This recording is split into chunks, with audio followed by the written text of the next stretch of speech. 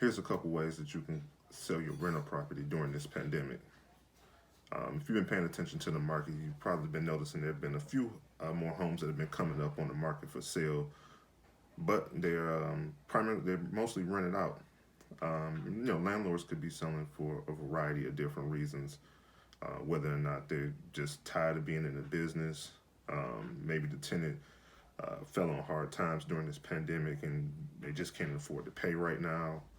Or, landlord just might be looking to take advantage of the market.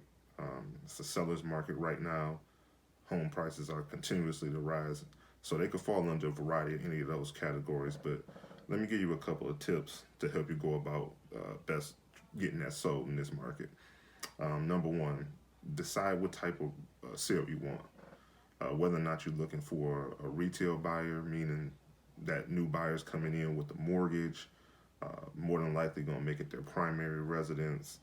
If that's the case, you already know that the tenant, they can't stay. My suggestion would be just go ahead and wait until the tenant vacates before you decide to sell it. Obviously, if the tenant's cooperative, then you can still try to sell it with them in it. But just my professional opinion, if you're looking to get the best price on it, you might as well just go ahead and wait till they're out of there. If you're not looking for a retail sale, then more likely you're looking to sell it to another investor. If that's the case, you already know retail pricing is out of the question. You bought it as an investment. Whoever the new buyer is going to buy it, more than likely they're going to buy it. If they're an investor, they're going to be buying it as an investment themselves.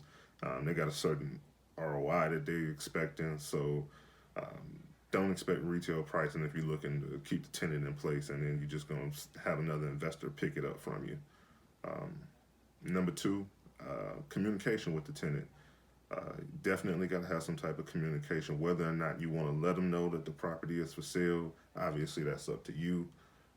But as a buyer or representing the buyer, they got to be able to do their due diligence, meaning that they got to be able to come in, inspect it. No one wants to play the guessing game where tenants inside and they just say, make me an offer, where they don't let you really see it until they got an accepted offer. No one wants to play the guessing game. 9 times out of 10, you're just going to be wasting your time unless you price that house accordingly. So my third suggestion would be, just get somebody that can advocate for you, whether or not it's another real estate agent that's able to explain the lease terms and agreement with the new potential buyers, or if you're trying to sell it off market, finding a good wholesaler that has a list of buyers that are basically looking for buy and holds. So you can go about it either way.